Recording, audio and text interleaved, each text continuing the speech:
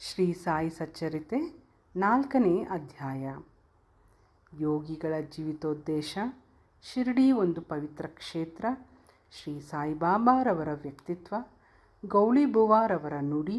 ವಿಠ್ಠಲ ದರ್ಶನ. ಭಗವಂತರಾವ ಕ್ಷೀರಸಾಗರರವರ ಕಥೆ. ಪ್ರಯಾಗದಲ್ಲಿ ದಾಸಗಣೂರವರ ತೀರ್ಥ ಸ್ನಾನ. ಬಾಬಾ ಶಿರಡಿಯಲ್ಲಿ ಮೊದಲು ಕಾಣಿಸಿಕೊಂಡ ಬಗೆ. 3 ವಾಡಾಗಳು, ಧರ್ಮಶಾಲೆಗಳು. ಇದರ ಬಗ್ಗೆ ಓದಿ ತಿಳಿದುಕೊಳ್ಳೋಣ. ಹಿಂದಿನ ಅಧ್ಯಾಯಗಳಲ್ಲಿ ಯಾವಾಗ ಶ್ರೀ ಸಾಯಿ ಸಚ್ಚರಿತೆಯನ್ನು ಬರೆಯಲು ಒದಗಿದ ಸಂದರ್ಭವನ್ನು ವಿವರಿಸಿದ್ದೇನೆ. ಈಗ ಈ ಅಧ್ಯಾಯದಲ್ಲಿ ಬಾಬಾರವರು ಮೊದಲು ಶಿರಡಿಯಲ್ಲಿ ಕಾಣಿಸಿಕೊಂಡ ಬಗೆಯನ್ನು ವಿವರಿಸುತ್ತೇನೆ. ಯೋಗಿಗಳ ಜೀವಿತೋದ್ದೇಶ. ಧರ್ಮವು ಅಳಿದು ಅಧರ್ಮವು ಯಾವಾಗ ತಲೆ ಎತ್ತಿ ಮೆರೆಯುತ್ತಿರುವುದೋ ಆಗ ನಾನು ಅವತರಿಸುತ್ತೇನೆ. ದುಷ್ಟರನ್ನು ಶಿಕ್ಷಿಸಿ ಶಿಷ್ಟರನ್ನು ರಕ್ಷಿಸಲೋಸುಗವು ಧರ್ಮವನ್ನು ಸ್ಥಾಪಿಸಲು ನಾನು ಯುಗಯುಗಗಳಲ್ಲಿಯೂ ಅವತರಿಸುತ್ತೇನೆ ಎಂದು ಭಗವಾನ್ ಶ್ರೀಕೃಷ್ಣ ಹೇಳಿರುತ್ತಾನೆ. ಪರಮಾತ್ಮನ ಉದ್ದೇಶವಿದು. ಅಂತೆಯೇ ಅವನ ಪ್ರತಿನಿಧಿಗಳಾದ ಸಾಧು ಸನ್ಯಾಸಿಗಳ ಜೀವಿತೋದ್ದೇಶವೂ ಸಹ ಇದೇ ಆಗಿರುತ್ತದೆ. ಅವರು ತಮ್ಮದೇ ಆದ ಒಂದು ರೀತಿಯಿಂದ ಈ ಗುರಿಯನ್ನು ಸಾಧಿಸಿರುತ್ತಾರೆ. ಬ್ರಾಹ್ಮಣ, ಕ್ಷತ್ರಿಯ ಮತ್ತು ವೈಶ್ಯರುಗಳು ಯಾವಾಗ ತಮ್ಮ ಕರ್ತವ್ಯಗಳನ್ನು ಮರೆಯುತ್ತಾರೆಯೋ, ಯಾವಾಗ ಧಾರ್ಮಿಕ ನೀತಿಗಳ ಕಡೆ ಜನರು ಗಮನ ಕೊಡದೆ ತಾವೇ ಅತಿ ವಿದ್ಯಾವಂತರೆಂಬ ಮೂಢ ಭಾವನೆಯಿಂದಿರುತ್ತಾರೆಯೋ, ಯಾವಾಗ ಜನರು ಅನೀತಿಯುತವಾದ ಆಹಾರ ಸೇವನೆ ಮತ್ತು ಮತಾನುಷ್ಠಾನವಾದ ಸಂಧ್ಯಾವಂದನೆ ಮುಂತಾದವುಗಳನ್ನು ನಿರ್ಲಕ್ಷಿಸುವರೋ, ಯಾವಾಗ ಮತೀಯ ಕಲಹಗಳು ಪ್ರಾರಂಭವಾಗುವವೋ, ಯಾವಾಗ ಯೋಗಿಗಳು ತಪಸ್ಸನ್ನಾಚರಿಸುವುದನ್ನು ಮರೆಯುವರೋ, ಯಾವಾಗ ಜನಕೋಟಿಯು ಹೊನ್ನು ಹೆಣ್ಣು ಮತ್ತು ಸಂತತಿಯೇ ಮುಖ್ಯವೆಂದು ಮರೆಯುವುದೋ, ಆಗ ವಚನ ಮತ್ತು ಕಾರ್ಯರೀತಿಯಿಂದ ಧರ್ಮವನ್ನು ಪುನರುದ್ಧಾರ ಮಾಡಲು ಮಹಾಯೋಗಿಗಳು ಕಾಣಿಸಿಕೊಳ್ಳುತ್ತಾರೆ. ಈ ರೀತಿ ನಿವೃತ್ತಿ, ಜ್ಞಾನದೇವ, ಮುಕ್ತಾಬಾಯಿ, ನಾಮದೇವ, ನರಸಿಭಾಯಿ, ಸಾವತ ಮತ್ತು ಇನ್ನೂ ಮುಂತಾದ ಅನೇಕ ಯೋಗಿಗಳು ಆಗಾಗ್ಗೆ ಕಾಣಿಸಿಕೊಂಡು ಜನರಿಗೆ ಸರಿಯಾದ ದಾರಿಯನ್ನು ತೋರಿಸಿದರು. ಕೊನೆಯದಾಗಿ ಬಾಬಾರವರು ಶಿರಡಿಯಲ್ಲಿ ಕಾಣಿಸಿಕೊಂಡರು. ಶಿರಡಿ ಒಂದು ಪವಿತ್ರ ಕ್ಷೇತ್ರ. ಅನೇಕ ಮಹಾಯೋಗಿಗಳಿಗೆ ಜನ್ಮವಿತ್ತ ಅಹಮದ್ನಗರ ಜಿಲ್ಲೆಯಲ್ಲಿ ಗೋದಾವರಿ ನದಿ ತೀರವು ನಿಜಕ್ಕೂ ಅದೃಷ್ಟಶಾಲಿಯೇ ಆಗಿದೆ. ಶಿರಡಿಯೂ ಸಹ ಇದೇ ಅಹಮದ್ನಗರ ಜಿಲ್ಲೆಯಲ್ಲಿ ಕೋಪರ್ಗಾಂವ್ ತಾಲೂಕಿನಲ್ಲಿದೆ. ಕೋಪರ್ಗಾಂವದಿಂದ ಗೋದಾವರಿ ನದಿ ದಾಟಿದ ನಂತರ ಶಿರಡಿ ಬರುತ್ತದೆ. ಕೋಪರ್ಗಾಂವದಿಂದ 9 ಮೈಲಿ ದೂರದಲ್ಲಿರುವ ನ್ಯೂ ಗಾಂವ್ ಇದೆ. ಅಲ್ಲಿಂದ ಶಿರಡಿಯು ಕಾಣಿಸುತ್ತದೆ. ಕೃಷ್ಣಾ ನದಿ ದಡದಲ್ಲಿರುವ ಪವಿತ್ರ ಯಾತ್ರಾ ಸ್ಥಳಗಳಾದ ಗಾಣಗಾಪುರ, ನೃಸಿಂಹವಾಡಿ, ಔದುಂಬರಗಳ ಹಾಗೆಯೇ ಶಿರಡಿಯೂ ಸಹ ಪವಿತ್ರ ಕ್ಷೇತ್ರ.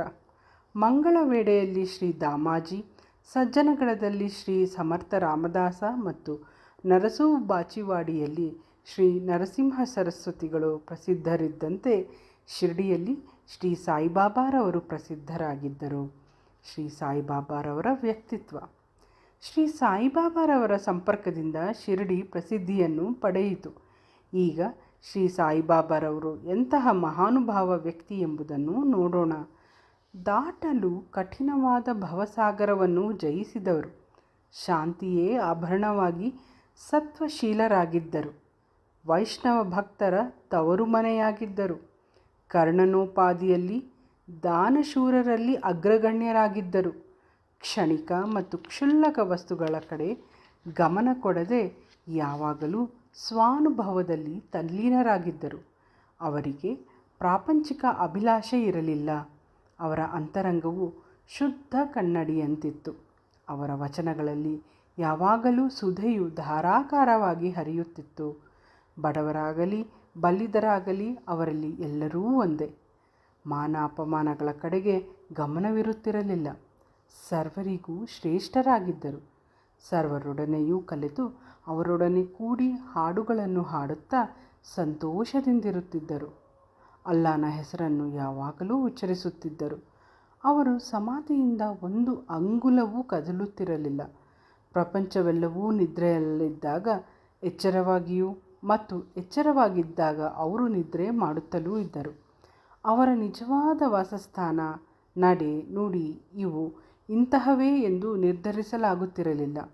ಶಿರಡಿಯಲ್ಲಿಯೇ ಇದ್ದರೂ ಕೂಡ ಅವರಿಗೆ ಪ್ರಪಂಚದ ಆಗುಹೋಗುಗಳ ಅರಿವಿತ್ತು. ಅವರ ಅಂತರಂಗವು ಆಳವಾದ ಮಹಾಸಾಗರೋಪಾದಿಯಲ್ಲಿ ಪ್ರಶಾಂತತೆಯಂತೆ ಇದ್ದಿತು. ಆದರೂ ಅವರು ವಿಶ್ರಾಂತಿಯ ಸ್ಥಿತಿಯಿಂದ ಒಂದಂಗುಲವೂ ಕದಲುತ್ತಿರಲಿಲ್ಲ. ಅವರು ಒಂದೊಂದು ಸಾರಿ ಮಸೀದಿಯ ಗೋಡೆಗೆ ಒರಗಿಕೊಂಡು ನಿಲ್ಲುತ್ತಿದ್ದರು. ಕೆಲವು ವೇಳೆ ಬೆಳಗ್ಗೆ, ಮಧ್ಯಾಹ್ನ ಮತ್ತು ಸಾಯಂಕಾಲ ಲೇಂಡಿಗಾಗಲಿ ಚಾವಡಿಗಾಗಲಿ ಹೋಗುತ್ತಿದ್ದರು. ಆದರೆ ಎಲ್ಲ ವೇಳೆಯಲ್ಲಿಯೂ ಸ್ವಾನುಭವದಲ್ಲಿ ತಲ್ಲೀನರಾಗುತ್ತಿದ್ದರು. ಸಿದ್ಧರಾದರೂ ಸಾಧಕರಂತೆ ವರ್ತಿಸಿದರು. ವಿನಯಶೀಲರೂ ಸೌಮ್ಯರೂಪಿಯೂ ಮತ್ತು ನಿರಹಂಕಾರಿಗಳೂ ಆಗಿ ಸರ್ವರನ್ನೂ ಸಂತಸಗೊಳಿಸುತ್ತಿದ್ದರು. ಇಂತಹ ಪವಿತ್ರವಾದ ಶ್ರೀ ಸಾಯಿಬಾಬಾರವರ ಪಾದಧೂಳಿಯಿಂದ ಪವಿತ್ರವಾಗಿ ದೇಶದಲ್ಲಿ ಶಿರಡಿಯು ಪ್ರಸಿದ್ಧಿಯನ್ನು ಪಡೆಯಿತು. ಆಳಂದಿಯನ್ನು ಜ್ಞಾನೇಶ್ವರರು, ಪೈಠಣವನ್ನು ಶ್ರೀ ಏಕನಾಥರು ಉದ್ಧರಿಸಿದ ರೀತಿಯಲ್ಲಿ ಶ್ರೀ ಸಾಯಿನಾಥರು ಶಿರಡಿಯನ್ನು ಉದ್ಧರಿಸಿದರು. ಶಿರಡಿಯು ನಮ್ಮಂತಹ ಭಕ್ತರ ಪಾಲಿಗೆ ಮತ್ತೊಂದು ಪಂಢರಾಪುರ, ದ್ವಾರಕಾ, ಕಾಶಿ, ರಾಮೇಶ್ವರ, ಬದರಿ, ಕೇದಾರ, ನಾಸಿಕ, ತ್ರಯಂಬಕೇಶ್ವರ, ಉಜ್ಜಯಿನಿ, ಮಹಾಬಲೇಶ್ವರ ಮತ್ತು ಗೋಕರ್ಣ. ಶಿರಡಿಯಲ್ಲಿಯ ಬಾಬಾರವರ ದರ್ಶನದಿಂದ ನಾವು ಸಂಸಾರ ಸಾಗರವನ್ನು ಮರೆತು ಸ್ವಾನುಭವ ಪಡೆಯಬಹುದು. ಶ್ರೀ ಸಾಯಿಬಾಬಾರವರ ದರ್ಶನವು ನಮಗೆ ಯೋಗ ಸಾಧನೆಯ ಹಾಗೆ. ಅವರೊಡನೆ ಮಾತನಾಡಿದ್ದುದರಿಂದ ನಮ್ಮ ಪಾಪಗಳೆಲ್ಲವೂ ನಿರ್ಮೂಲವಾದವು.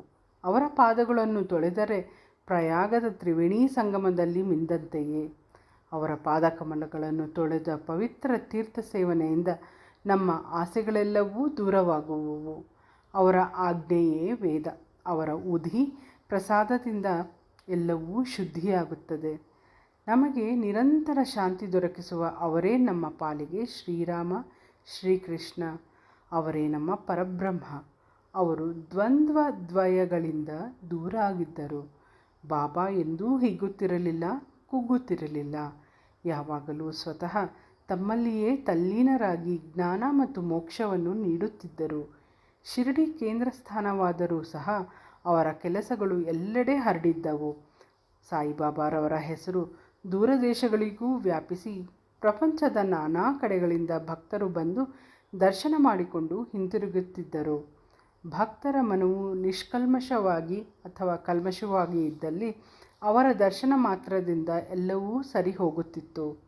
ಪಂಢರಪುರದ ವಿಠಲ ರುಕ್ಮಾಯಿ ದರ್ಶನದಿಂದ ಉಂಟಾಗುತ್ತಿದ್ದ ಆನಂದದಷ್ಟೇ ಆನಂದ ಇವರ ದರ್ಶನದಿಂದ ದೊರಕುತ್ತಿತ್ತು. ಇದು ಉತ್ಪ್ರೇಕ್ಷೆಯಲ್ಲ, ಅವರ ಭಕ್ತರೊಬ್ಬರ ಅನುಭವ. ಗೌಳಿ ಬುವಾರವರ ನುಡಿ. 95 ವರ್ಷಗಳ ಹಿಂದೆ ಪಂಢರಿಯ ವಾರಕರಿ ಗೌಳಿಬುವ ಬಾಬಾ ಅವರ ಭಕ್ತರಾಗಿದ್ದರು. ಅವರು ಪಂಢರಪುರದಲ್ಲಿ 3 ತಿಂಗಳು, ಗಂಗಾ ನದಿ ದಡದಲ್ಲಿ 4 ತಿಂಗಳು, ಅಂದರೆ ಆಷಾಢದಿಂದ ಕೃತಿಕೆ ತನಕ ಇರುತ್ತಿದ್ದರು. ಅವರಿಗೆ ಒಬ್ಬ ಶಿಷ್ಯನು, ಸಾಮಾನು ಸರಂಜಾಮುಗಳನ್ನು ಸಾಗಿಸಲು ಗರ್ದಭವೂ ಇತ್ತು. ಪ್ರತಿ ವರ್ಷ ಅವರು ಪಂಢರಪುರಕ್ಕೆ ಹೋಗಿ ಸಾಯಿಬಾಬಾರವರನ್ನು ಕಾಣಲು ಶಿರಡಿಗೆ ಬರುತ್ತಿದ್ದರು. ಅವರು ಬಾಬಾರವರನ್ನು ದೃಷ್ಟಿಸಿ ನೋಡಿ, ಇವರು ದಯಾಳುವಾದ ಆ ಪಂಢರೀನಾಥ ವಿಠ್ಠಲನ ಅವತಾರ ಎಂದು ಹೇಳುತ್ತಿದ್ದರು. ಈ ಗೌಳಿಬುವ ವಿಠ್ಠಲ ಸ್ವಾಮಿಯ ಭಕ್ತರಾಗಿ ಅನೇಕ ಸಾರಿ ಪಂಢರಪುರಕ್ಕೆ ಹೋಗಿದ್ದರು ಮತ್ತು ಸಾಯಿಬಾಬಾರವರೇ ನಿಜವಾದ ಪಂಢರೀನಾಥ ಎಂದು ಮನಗಂಡಿದ್ದರು. ವಿಠ್ಠಲ ದರ್ಶನ. ಶ್ರೀ ಸಾಯಿಬಾಬಾರವರಿಗೆ ದೇವರ ನಾಮಗಳನ್ನು ಸ್ಮರಿಸುವುದು ಮತ್ತು ಹಾಡುವುದೆಂದರೆ ಬಹಳ ಪ್ರೀತಿ. ಅವರು ಯಾವಾಗಲೂ ಅಲ್ಲಾ ಮಾಲಿಕ್ ಎಂದು ಅನ್ನುತ್ತಿದ್ದರು. ಅವರ ಸಮ್ಮುಖದಲ್ಲಿ 7 ದಿನಗಳ ಕಾಲ ಅನವರತವು ಪ್ರತಿಯೊಬ್ಬರೂ ದೇವರ ನಾಮವನ್ನು ಪಠಿಸುವಂತೆ ಮಾಡುತ್ತಿದ್ದರು. ಒಂದು ಸಾರಿ ನಾಮ ಸಪ್ತಾಹವನ್ನು ಮಾಡಲು ದಾಸಗಣು ಮಹಾರಾಜ ಅವರನ್ನು ಕೇಳಿದರು. ಅದಕ್ಕೆ ಅವರು 7ನೇ ದಿನ ಕೊನೆಯಲ್ಲಿ ವಿಠ್ಠಲನ ಸಾಕ್ಷಾತ್ಕಾರವಾಗುವುದೆಂದು ಭರವಸೆ ನೀಡಿದರೆ ಮಾತ್ರ ಅಗತ್ಯವಾಗಿ ಮಾಡುತ್ತೇನೆ ಎಂದರು. ಅದಕ್ಕೆ ಬಾಬಾ ಅವರು ತಮ್ಮ ಎದೆಯ ಮೇಲೆ ಹಸ್ತವಿಟ್ಟು, ಖಂಡಿತವಾಗಿಯೂ ವಿಠ್ಠಲನ ಸಾಕ್ಷಾತ್ಕಾರವಾಗುತ್ತದೆ ಎಂದರು. ಆದರೆ ಭಕ್ತನು ಶ್ರದ್ಧೆಯುಳ್ಳವನು ಮತ್ತು ಭಕ್ತಿ ಸಂಪನ್ನನೂ ಆಗಿರಬೇಕು. ಡಂಕಾಪುರಿಯ ಠಾಕುರನಾಥ, ದ್ವಾರಕೆಯ ಶ್ರೀಕೃಷ್ಣ, ಪಂಢರಪುರದ ವಿಠ್ಠಲ ಎಲ್ಲರೂ ಇಲ್ಲಿಯೇ ಇದ್ದಾರೆ. ಶ್ರೀಕೃಷ್ಣನನ್ನು ನೋಡಲು ದ್ವಾರಕೆಗೆ ಹೋಗಬೇಕಿಲ್ಲ. ವಿಠ್ಠಲ ಬೇರೆ ಸ್ಥಳಗಳಿಂದಿಲ್ಲಿಗೆ ಬರುವನೇ? ಯಾವಾಗ ಭಕ್ತನು ಪ್ರೀತಿ ಮತ್ತು ಭಕ್ತಿಗಳಿಂದ ಪ್ರಾರ್ಥಿಸುತ್ತಾನೆಯೋ ಆಗ ವಿಠ್ಠಲನು ಇಲ್ಲಿಗೆ ದರ್ಶನ ನೀಡುತ್ತಾನೆ ಎಂದು ಹೇಳಿದರು. ಸಪ್ತಾಹ ಮುಗಿದ ನಂತರ ವಿಠ್ಠಲನ ದರ್ಶನ ಈ ರೀತಿಯಾಯಿತು. ಕಾಕಾ ಸಾಹೇಬ ದೀಕ್ಷಿತರು ಒಂದು ದಿನ ಬೆಳಿಗ್ಗೆ ಸ್ನಾನವಾದ ನಂತರ ಧ್ಯಾನಾಸೀನರಾದಾಗ ಅವರ ದೃಷ್ಟಿಗೆ ವಿಠ್ಠಲನ ಗೋಚಾರವಾಯಿತು. ನಂತರ ಬಾಬಾರವರ ದರ್ಶನಕ್ಕೆ ಹೋದಾಗ ಬಾಬಾ ಅವರನ್ನು ಕುರಿತು, ವಿಠ್ಠಲನ ದರ್ಶನವಾಯಿತೆ, ನೋಡಿದೆಯಾ, ಅವನು ಬಹಳ ತುಂಟ, ಭದ್ರವಾಗಿ ಹಿಡಿದುಕೋ, ಸ್ವಲ್ಪ ಉದಾಸೀನನಾದರೆ ಅವನು ತಪ್ಪಿಸಿಕೊಳ್ಳುವನು ಎಂದರು. ಇದು ಬೆಳಿಗ್ಗೆ ನಡೆಯಿತು. ಮಧ್ಯಾಹ್ನ ಇನ್ನೊಂದು ರೀತಿಯಲ್ಲಿ ವಿಠ್ಠಲನ ದರ್ಶನವಾಯಿತು. ಒಬ್ಬ ವ್ಯಾಪಾರಿಯು ಶಿರಡಿಗೆ 20-30 ವಿಠ್ಠಲನ ಫೋಟೋಗಳನ್ನು ಮಾರಲೋಸುಗ ಬಂದನು. ಫೋಟೋದಲ್ಲಿಯ ವಿಠ್ಠಲನು ಸಹ ಕಾಕಾ ಸಾಹೇಬರು ಧ್ಯಾನಾಸೀನರಾಗಿದ್ದಾಗ ಕಂಡ ವಿಠ್ಠಲನಂತೆಯೇ ಇದ್ದುದನ್ನು ಕಂಡು ವಿಸ್ಮಯವಾಗಿ ಬಾಬಾರವರ ಮಾತುಗಳನ್ನು ಸ್ಮರಿಸಿಕೊಂಡರು. ಪೂಜೆಗೋಸ್ಕರ ವಿಠ್ಠಲನ ಫೋಟೋವೊಂದನ್ನು ಕೊಂಡು ತಂದು ಪೂಜಾಸ್ಥಾನದಲ್ಲಿ ಪ್ರತಿಷ್ಠಾಪಿಸಿದರು. ಭಗವಂತರಾವ ಕ್ಷೀರಸಾಗರರವರ ಕತೆ. ವಿಠ್ಠಲ ಪೂಜೆ ಎಂದರೆ ಬಾಬಾರವರಿಗೆ ಎಷ್ಟು ಪ್ರಿಯವಾಗಿತ್ತೆಂಬುದನ್ನು ಶ್ರೀ ಭಗವಂತರಾವ ಕ್ಷೀರಸಾಗರರವರ ಕಥೆಯಿಂದ ವೇದ್ಯವಾಗುತ್ತದೆ. ವಿಠ್ಠಲನ ಭಕ್ತರಾದ ಭಗವಂತರಾವರವರ ತಂದೆ ಪ್ರತಿ ವರ್ಷವೂ ಪಂಢರಪುರಕ್ಕೆ ಹೋಗುತ್ತಿದ್ದರು. ಮನೆಯಲ್ಲಿಯೂ ವಿಠ್ಠಲನ ಪ್ರತಿಮೆಯೊಂದನ್ನು ಇಟ್ಟುಕೊಂಡು ಪ್ರತಿದಿನವೂ ಪೂಜಿಸುತ್ತಿದ್ದರು. ಅವರ ಮರಣದ ನಂತರ ಅವರ ಪುತ್ರನು ಪೂಜೆ ಪುನಸ್ಕಾರ ಮತ್ತು ವರ್ಷಕ್ಕೊಮ್ಮೆ ಯಾತ್ರೆ ಮಾಡುವುದನ್ನು ಎಲ್ಲವನ್ನೂ ಬಿಟ್ಟನು. ಭಗವಂತರಾವ ಒಮ್ಮೆ ಶಿರಡಿಗೆ ಬಂದಾಗ ಬಾಬಾರವರು ಅವನನ್ನು ನೋಡಿ ಅವನ ತಂದೆಯನ್ನು ಜ್ಞಾಪಿಸಿಕೊಂಡು ಕೂಡಲೇ, ಇವನ ತಂದೆ ನನ್ನ ಸ್ನೇಹಿತನಾಗಿದ್ದನು, ಆದುದರಿಂದಲೇ ಮಗನನ್ನೂ ಸಹ ಇಲ್ಲಿಗೆ ಎಳೆದುಕೊಂಡು ಬಂದಿರುತ್ತೇನೆ. ಇವನು ದೇವರಿಗೆ ನೈವೇದ್ಯ ಇಡದೆ ವಿಠ್ಠಲನನ್ನು ಮತ್ತು ನನ್ನನ್ನು ಹಸಿವಿನಿಂದ ಬಳಲಿಸಿದ್ದಾನೆ. ಆದುದರಿಂದಲೇ ನಾನಿಲ್ಲಿಗೆ ಅವನನ್ನು ಕರೆತಂದಿರುವುದು. ಅವನಿಗೆ ಇನ್ನು ಮುಂದೆ ಪೂಜೆ ಮಾಡುವಂತೆ ಹೇಳುತ್ತೇನೆ ಎಂದರು. ಪ್ರಯಾಗದಲ್ಲಿ ದಾಸಗಣೂರವರ ತೀರ್ಥಸ್ಥಾನ. ಗಂಗೆ ಯಮುನೆಗಳು ಮಿಲನವಾಗುವ ಪವಿತ್ರ ತೀರ್ಥಕ್ಷೇತ್ರವಾದ ಪ್ರಯಾಗದಲ್ಲಿ ಮೇಯುವುದು ಶ್ರೇಯಸ್ಕರವಾದುದೆಂಬುದು ಹಿಂದೂಗಳ ಅಚ್ಚಲ ನಂಬಿಕೆ. ಅದಕ್ಕೋಸ್ಕರ ಸಾವಿರಾರು ಯಾತ್ರಿಗಳು ಆಗಾಗ್ಗೆ ಅಲ್ಲಿಗೆ ಹೋಗಿ ಬಿಂದು ಬರುತ್ತಾರೆ. ಒಂದು ಸಾರಿ ದಾಸಗಣೂರವರು ಸಹ ಪ್ರಯಾಗಕ್ಕೆ ಹೋಗಿ ಸ್ನಾನ ಮಾಡಿ ಬರಬೇಕೆಂದು ಅನಿಸಿತು. ಆದ್ದರಿಂದ ಅವರು ಬಾಬಾರವರ ಅಪ್ಪಣೆ ಪಡೆದರು. ಅದಕ್ಕೆ ಬಾಬಾರವರು, ಅಷ್ಟು ದೂರ ಹೋಗಬೇಕಾದ ಅವಶ್ಯಕತೆ ಏನೂ ಇರುವುದಿಲ್ಲ, ನಮ್ಮ ಪ್ರಯಾಗ ಇಲ್ಲಿಯೇ ಇದೆ, ನನ್ನನ್ನು ನಂಬು ಎಂದರು. ಇದನ್ನು ಕೇಳಿ ದಾಸಗಣೂರವರು ಬಾಬಾರವರಿಗೆ ಸಾಷ್ಟಾಂಗ ನಮಸ್ಕಾರ ಮಾಡಿದರು.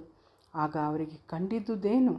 ಬಾಬಾ ಅವರ ಪಾದಗಳಿಂದ ಗಂಗೆ ಹರಿಯುತ್ತಿದ್ದಳು. ಬಾಬಾರವರ ಅದ್ಭುತ ಪವಾಡವನ್ನು ನೋಡಿ ಅವರು ಬಹಳ ಆನಂದಭರಿತರಾಗಿ ಸಂತೋಷಾಶ್ರುವನ್ನು ಸುರಿಸಿದರು. ಆನಂದಭರಿತರಾಗಿ ಬಾಬಾರವರನ್ನು ಕುರಿತು ಹಾಡತೊಡಗಿದರು. ಬಾಬಾ ಶಿರಡಿಯಲ್ಲೂ ಮೊದಲು ಕಾಣಿಸಿಕೊಂಡ ಬಗೆ. ಸಾಯಿಬಾಬಾರವರ ಜನ್ಮ ಹೇಗೆ ಆಯಿತು, ಜನ್ಮಸ್ಥಳ ಯಾವುದು, ಅವರ ತಂದೆ ತಾಯಿಗಳ್ಯಾರು ಎಂಬುದು ಯಾರಿಗೂ ತಿಳಿದಿರಲಿಲ್ಲ. ಈ ವಿಚಾರವಾಗಿ ಬಾಬಾರವರನ್ನೇ ಅನೇಕ ಬಾರಿ ಕೇಳಿದರೂ ಸಹ ಉತ್ತರ ಕೊಡುತ್ತಿರಲಿಲ್ಲ. ಇದುವರೆಗೂ ಅವರು ತಿಳಿಯದ ವಿಷಯವಾಗಿಯೇ ಉಳಿದಿದೆ. ನಮಗೆ ಈ ವಿಚಾರವಾಗಿ ಯಾವುದೊಂದು ಸಮಾಚಾರವೂ ತಿಳಿದಿರುವುದಿಲ್ಲ. ನಾಮದೇವ ಮತ್ತು ಕಬೀರರು ಸಾಮಾನ್ಯ ಜನರಂತೆ ಜನ್ಮವೆತ್ತಲಿಲ್ಲ. ಅವರು ಶಿಶುರೂಪದಲ್ಲಿ ನದಿಯಲ್ಲೂ ದೊರೆತರು. ನಾಮದೇವನನ್ನು ಗೋನಾಯಿಗೆ ಭೀಮರತಿ ನದಿಯಲ್ಲಿಯೂ, ಕಬೀರನು ಕಮಾಲನಿಗೆ ಭಾಗೀರಥಿ ನದಿಯಲ್ಲಿಯೂ ದೊರಕಿದರು. ಬಾಬಾರವರು ಸಹ ಇದೇ ರೀತಿ ಜನ್ಮಿಸಿದರು ಎಂದು ಊಹಿಸಲು ಸಂದೇಹಕ್ಕೆಡೆಯಿಲ್ಲ. ಅವರು ಮೊದಲು ಶಿರಡಿಯಲ್ಲಿ ಭಕ್ತರಿಗೋಸ್ಕರವೇ ಒಂದು ಬೇವಿನ ಮರದ ನೆರಳಿನಲ್ಲಿ 16 ವರ್ಷದ ಯುವಕನಾಗಿ ಕಾಣಿಸಿಕೊಂಡರು. ಆಗಲೇ ಜ್ಞಾನಿಗಳಾಗಿದ್ದರು. ಅವರಿಗೆ ಪ್ರಾಪಂಚಿಕ ಸುಖಗಳ ಕಡೆಗೆ ಗಮನವಿರಲಿಲ್ಲ. ಮಾಯೆಯನ್ನು ಹೊರದೂಡಿದ್ದರು. ಮುಕ್ತಿಯು ಯಾವಾಗಲೂ ಅವರ ಪಾದಸೇವೆ ಮಾಡುತ್ತಿದ್ದಳು. ನಾನಾ ಚೋಪದಾರ್ ಅವರ ತಾಯಿ ಬಾಬಾರವರನ್ನು ಈ ರೀತಿ ವರ್ಣಿಸಿದ್ದಾರೆ. ಸುಂದರವಾಗಿಯೂ ಚಟುವಟಿಕೆಯುವವನಾಗಿಯೂ ಇದ್ದ ಈ ಹುಡುಗನು ಮೊದಲು ಆಸನಾಸೀನನಾಗಿ ಬೇವಿನ ಮರದ ಕೆಳಗೆ ಕಾಣಿಸಿಕೊಂಡನು. ಬಿಸಿಲು, ಚಳಿ, ಮಳೆ, ಗಾಳಿಗಳನ್ನು ಲೆಕ್ಕಿಸದೆ ಕಠಿಣವಾದ ತಪಸ್ಸಿನಲ್ಲಿ ನಿರತನಾದ ಈ ಬಾಲಸಾಧುವನ್ನು ನೋಡಿ ಹಳ್ಳಿಯ ಜನರೆಲ್ಲರೂ ವಿಸ್ಮಿತರಾದರು. ಈ ಹುಡುಗನು ಹೇಗೆ ಬಂದನು ಎಂದು ಪಿಸುಗುಟ್ಟುತ್ತಿದ್ದರು. ಅವನ ರೂಪಲಾವಣ್ಯಗಳು ಅವನ ಏಕೈಕ ದರ್ಶನ ಮಾತ್ರದಿಂದಲೇ ಸರ್ವರನ್ನೂ ಸಂತೋಷಗೊಳಿಸುತ್ತಿದ್ದವು. ಅವನು ಯಾರ ಮನೆ ಬಾಗಿಲಿಗೂ ಹೋಗುತ್ತಿರಲಿಲ್ಲ. ಯಾವಾಗಲೂ ಬೇವಿನ ಮರದ ಕೆಳಗೆ ಕುಳಿತಿರುತ್ತಿದ್ದನು. ಅನುರಾಗಯುಕ್ತನಾಗಿ ಎಲ್ಲರಿಗೂ ಅವನು ಸಮಸ್ಯೆಯಾಗಿದ್ದನು. ಒಂದು ದಿನ ಖಂಡೋಬ ದೇವರು ಒಬ್ಬನ ಮೈಯಲ್ಲಿ ಬಂದಾಗ ಊರಿನ ಜನರು, ಹೇ ದೇವ, ಯಾವ ಪುಣ್ಯಾತ್ಮನ ಪುತ್ರನಿವನು? ಇವನಿಲ್ಲಿಗೆ ಬಂದ ಬಗೆ ಹೇಗೆ ತಿಳಿಸಿ ಎಂದು ಕೇಳಲು ಖಂಡೋಬನು, ಒಂದು ಹಾರೆಯನ್ನು ತೆಗೆದುಕೊಂಡು ಬನ್ನಿರಿ, ನಾನು ತೋರಿಸಿದ ಜಾಗದಲ್ಲಿ ಅಗೆಯಿರಿ ಎಂದನು. ಆಗ ಜನರು ಕೂಡಲೇ ಆ ಜಾಗವನ್ನು ಅಗೆದರು. ಅಗೆಯುತ್ತಿರುವಾಗ ಒಂದು ಕಲ್ಲಿನ ಚಪ್ಪಡಿ ಸಿಕ್ಕಿತು. ಅದನ್ನು ತೆಗೆದು ನೋಡಲಾಗಿ ಒಂದು ಹಜಾರವು ಕಾಣಿಸಿತು. ಆಗ ಖಂಡೋಬನು, ಈ ಹುಡುಗನು ಇಲ್ಲಿ 12 ವರ್ಷ ಕಾಲ ತಪಸ್ಸು ಮಾಡಿರುವನು ಎಂದನು. ಕೂಡಲೇ ಜನರು ಈ ವಿಷಯದಲ್ಲಿ ಆ ಹುಡುಗನನ್ನು ಪ್ರಶ್ನಿಸಲು, ಇದು ನನ್ನ ಗುರುವಿನ ಸ್ಥಾನ, ಇದನ್ನು ಜೋಪಾನವಾಗಿ ಕಾಪಾಡಿ ಎಂದು ಬೇಡಿಕೊಂಡನು. ಆಗ ಅವರು ಅದರಂತೆ ಆ ಜಾಗವನ್ನು ಮೊದಲಿನಂತೆ ಮುಚ್ಚಿದರು. ಅಶ್ವತ್ಥ ಮರವು ಹೇಗೆ ಶ್ರೇಷ್ಠವೆಂಬ ನಂಬಿಕೆ ನಮ್ಮಲ್ಲಿದೆಯೋ ಅದೇ ರೀತಿ ಬಾಬಾರವರಿಗೆ ಬೇವಿನ ಮರವೆಂದರೆ ಅಷ್ಟು ಪ್ರೀತಿ. ಮಾಳಸಾಪತಿ ಮತ್ತು ಅನೇಕ ಶಿರಡಿ ನಿವಾಸಿಗಳು ಆ ಜಾಗವನ್ನು ಬಾಬಾರವರ ಗುರುವಿನ ವಿಶ್ರಾಂತಿ ಸ್ಥಾನವೆಂದು ಗೌರವಿಸಿ ಪೂಜೆ ಮಾಡತೊಡಗಿದರು. 3 ಧರ್ಮಶಾಲೆಗಳು ಅಂದರೆ ವಾಡಾಗಳು. ಬೇವಿನ ಮರ ಮತ್ತು ಅದರ ಸುತ್ತಲಿನ ನಿವೇಶನಗಳನ್ನು ಶ್ರೀ ಹರಿವಿನಾಯಕ ಸಾತೆಯವರು ಖರೀದಿಸಿ ಅಲ್ಲಿ ಸಾಠೇವಾಡ ಎಂಬ ಪ್ರವಾಸಿ ಮಂದಿರವನ್ನು ಕಟ್ಟಿಸಿದ್ದಾರೆ. ಈ ಮಂದಿರವು ಅನೇಕ ಭಕ್ತರ ವಿಶ್ರಾಂತಿ ಸ್ಥಳ. ಬೇವಿನ ಮರಕ್ಕೆ ಸುತ್ತಲೂ ಕಟ್ಟೆಯನ್ನು ಕಟ್ಟಿರುತ್ತಾರೆ. ಬೇವಿನ ಮರದ ಹತ್ತಿರ ಯಾರು ಗುರುವಾರ ಮತ್ತು ಶುಕ್ರವಾರದಂದು ಧೂಪವನ್ನು ಹಾಕುತ್ತಾರೆಯೋ ಅವರಿಗೆ ದೇವರ ಅನುಗ್ರಹದಿಂದ ಶಾಂತಿ ಸುಖಗಳು ಲಭಿಸುವುದೆಂಬ ಪ್ರತೀತಿ ಇದೆ. ಈ ಮಂದಿರವು ಬಹಳ ಹಳೆಯದಾಗಿದ್ದುದರಿಂದ ಸಂಸ್ಥಾನದವರು ಅದನ್ನು ಸರಿಪಡಿಸಿ ಸ್ವಚ್ಛವಾಗಿ ಶುಚಿಯಾಗಿಟ್ಟಿರುತ್ತಾರೆ. ಸಾಠೇವಾಡ ಕಟ್ಟಿದ ಸ್ವಲ್ಪ ದಿನಗಳಲ್ಲಿಯೇ ದೀಕ್ಷಿತವಾಡ ನಿರ್ಮಾಣವಾಯಿತು. ಮುಂಬಯಿಯ ಸಲಹಾ ವಕೀಲರಾದ ಕಾಕಾ ಸಾಹೇಬ ದೀಕ್ಷಿತರವರು ಒಮ್ಮೆ ಲಂಡನ್ನಿಗೆ ಹೋಗಿದ್ದಾಗ ಒಂದು ಅಪಘಾತದ ಪ್ರಯುಕ್ತ ಕಾಲುಗಳಿಗೆ ಏಟು ಬಿದ್ದು ಯಾವುದರಿಂದಲೂ ಸರಿ ಹೋಗಲಿಲ್ಲ. ನಾನಾ ಸಾಹೇಬ ಚಾಂದೋರಕರ ಅವರು ಸಾಯಿಬಾಬಾರವರ ದರ್ಶನ ಪಡೆಯುವಂತೆ ಪ್ರೇರೇಪಿಸಿದರು. ಅದರಂತೆ ಅವರು 1909ರಲ್ಲಿ ಸಾಯಿಬಾಬಾರವರ ದರ್ಶನ ಪಡೆದರು. ಮನೋರೋಗವನ್ನು ನಿವಾರಣೆ ಮಾಡಿ ಎಂದು ಬೇಡಿಕೊಂಡರು. ಬಾಬಾರವರ ದರ್ಶನದಿಂದ ತೃಪ್ತರಾಗಿ ಶಿರಡಿಯಲ್ಲಿ ನೆಲೆಸಬೇಕೆಂದು ಮನಸ್ಸು ಮಾಡಿದರು. ಶಿರಡಿಯಲ್ಲಿ ಭಕ್ತರಿಗೊಂದು ಮಂದಿರವನ್ನು ಕಟ್ಟಿಸಿ ತಾವೂ ಒಂದು ಮನೆಯನ್ನು ಕಟ್ಟಿಸಿಕೊಂಡರು. ಇದು ಆರಂಭವಾಗಿದ್ದು 10-12-1910ರಂದು. ಅದೇ ದಿನ 2 ಮುಖ್ಯ ಘಟನೆಗಳು ಜರುಗಿದವು. ಒಂದು, ಶ್ರೀ ದಾದಾ ಸಾಹೇಬ ಖಾಪರ್ಡೆಯವರಿಗೆ ಮನೆಗೆ ಹೋಗಲು ಅನುಮತಿ ದೊರಕಿತು. ಎರಡನೆಯದು, ಚಾವಡಿಯಲ್ಲಿ ರಾತ್ರಿ ಆರತಿ ಪ್ರಾರಂಭವಾಯಿತು. ಈ ದೀಕ್ಷಿತವಾಡೆಯು 1911ನೇ ವರ್ಷದಲ್ಲಿ ಶ್ರೀರಾಮನವಮಿಯ ದಿನ ಉದ್ಘಾಟಿಸಲ್ಪಟ್ಟಿತು. 3ನೆಯ ಮಂದಿರವು ನಾಗಪುರದ ಲಕ್ಷಾಧೀಶರಾದ ಶ್ರೀ ಬೂಟಿಯವರ ಸಹಾಯದಿಂದ ನಿರ್ಮಿತವಾಯಿತು. ಇದಕ್ಕೆ ಲಕ್ಷಾಂತರ ರೂಪಾಯಿಗಳನ್ನು ಖರ್ಚು ಮಾಡಿದರು. ಈ ಮಂದಿರದಲ್ಲಿ ಶ್ರೀ ಸಾಯಿಬಾಬಾರವರ ದೇಹವು ವಿಶ್ರಾಂತಿ ಪಡೆಯುತ್ತಿರುವುದರಿಂದ ಭವನ ನಿರ್ಮಾಣಕ್ಕೆ ವಿನಿಯೋಗಿಸಿದ ಹಣವು ಸದ್ವಿನಿಯೋಗವಾಯಿತೆಂದೇ ಹೇಳಬಹುದು. ಈ ಮಂದಿರವೇ ಈಗಿನ ಸಮಾಧಿ ಮಂದಿರ. ಈ ಮಂದಿರದ ನಿವೇಶನದಲ್ಲಿ ಬಾಬಾರವರು ಪ್ರತಿದಿನವೂ ನೀರೆರೆದು ಒಂದು ತೋಟ ನಿರ್ಮಿಸಿದ್ದರು. ವಾಮನ ತಾತ್ಯ ಅವರ ಸಹಾಯದಿಂದ ತೋಟವನ್ನು ನೋಡಿಕೊಳ್ಳುತ್ತಿದ್ದ ಬಗೆ, ಪುನಃ ಚಾಂದ್ ಪಾಟೀಲರವರ ಮದುವೆ, ನಿಬ್ಬಣದ ಸಂಗಡ ಶಿರಡಿಗೆ ಬಂದ ರೀತಿ, ಮೊಹಿದ್ದೀನ್ ತಾಂಬೋಳಿಯವರೊಡನೆ ಕುಸ್ತಿಯಾಡಿದುದು, ಇನ್ನೂ ಮುಂತಾದ ವಿಚಾರಗಳ ಬಗ್ಗೆ ಮುಂದಿನ ಅಧ್ಯಾಯದಲ್ಲಿ ವಿವರವಾಗಿ ಪ್ರಸ್ತಾಪಿಸುತ್ತೇನೆ. ಶ್ರೀ ಸಾಯಿ ಪ್ರಣಾಮ. ಇಲ್ಲಿಗೆ 4ನೇ ಅಧ್ಯಾಯ ಮುಕ್ತಾಯವಾಯಿತು.